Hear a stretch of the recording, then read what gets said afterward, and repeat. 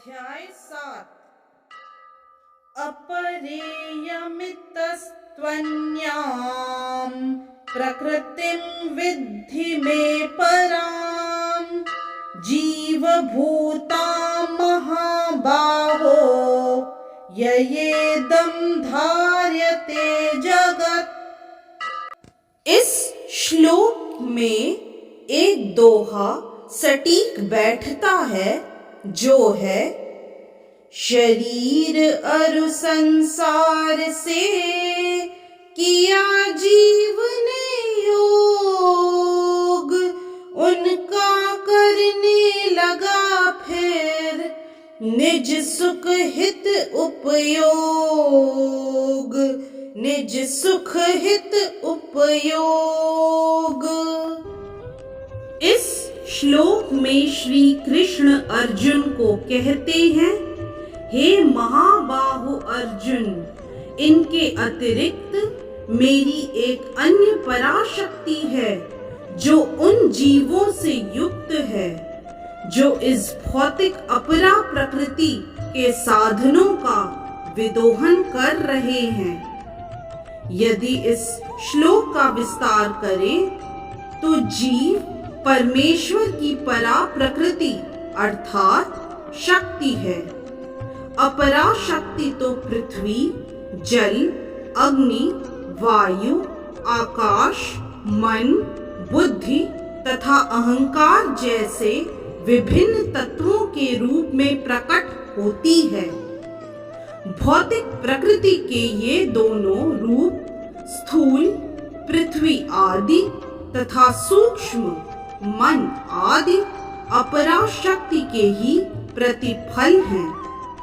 जीव जो अपने विभिन्न कार्यों के लिए अपरा शक्तियों का विदोहन करता रहता है, स्वयं परमेश्वर की पराशक्ति है और यह वही शक्ति है जिसके कारण संसार कार्यशील है। इस दृश्य जगत में कार्य करने की तब तक शक्ति नहीं आती जब तक पराशक्ति अर्थात जीव द्वारा यह गतिशील नहीं बनाया जाता। शक्ति का नियंत्रण सदैव शक्तिमान करता है, अतः जीव सदैव भगवान द्वारा नियंत्रित होते हैं। जीवों का अपना कोई स्वतंत्र अस्तित्व नहीं है, वे कभी भी समशक्तिमान नहीं जैसा कि बुद्धिहीन मनुष्य सोचते हैं। श्रीमद् भागवत में जीव तथा भगवान के अंतर को इस प्रकार बताया गया है, अपरिमिता ध्रुवास्तनुभृतो यदि सर्वगता स्तरहि न शास्यते नियमो ध्रुव नेतरथा अजनी च यन्मयं तदा विमुच्य नियंत्र भवेत् सममनुजानतां यदमतं मतदृष्टतया।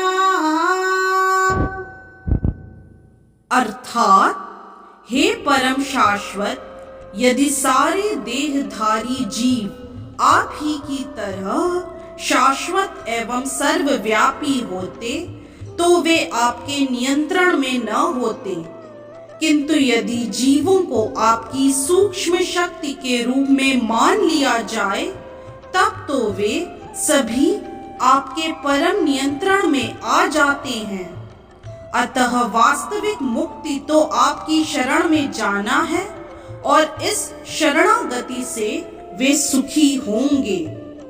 उस स्वरूप में ही वे नियंता बन सकते हैं।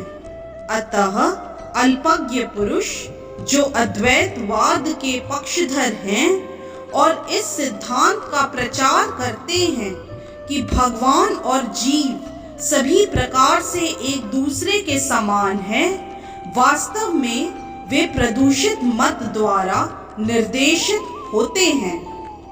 परमेश्वर कृष्ण ही एकमात्र नियंता हैं और सारे जीव उन्हीं के द्वारा नियंत्रित हैं। सारे जीव उनकी पराशक्ति हैं, क्योंकि उनके गुण परमेश्वर के समान हैं, किंतु वे शक्ति की मात्रा के विषय में कभी भी समान नहीं हैं।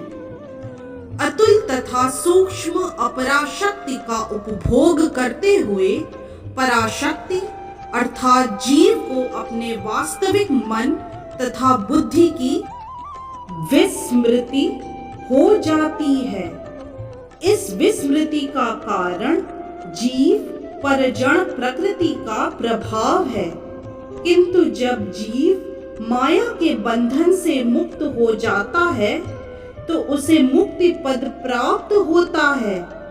माया के प्रभाव में आकर अहंकार सोचता है मैं ही पदार्थ हूँ और सारी भौतिक उपलब्धि मेरी है।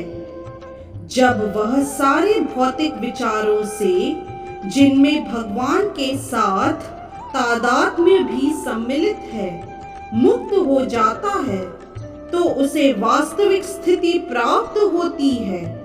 अतः यह निष्कर्ष निकाला जा सकता है कि गीता जीव को कृष्ण की अनेक शक्तियों में से एक मानती है, और जब यह शक्ति भौतिक कल्मश से मुक्त हो जाती है तो यह पूर्णतया कृष्ण भावना भावित या बंधन मुक्त हो जाती है।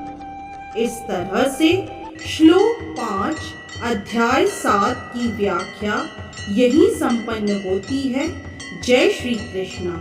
यदि आज का वीडियो आपको पसंद आया तो कृपया लाइक, सब्सक्राइब, कमेंट और शेयर करना न भूलें। चैनल का नाम है मिस्टिक फेथ।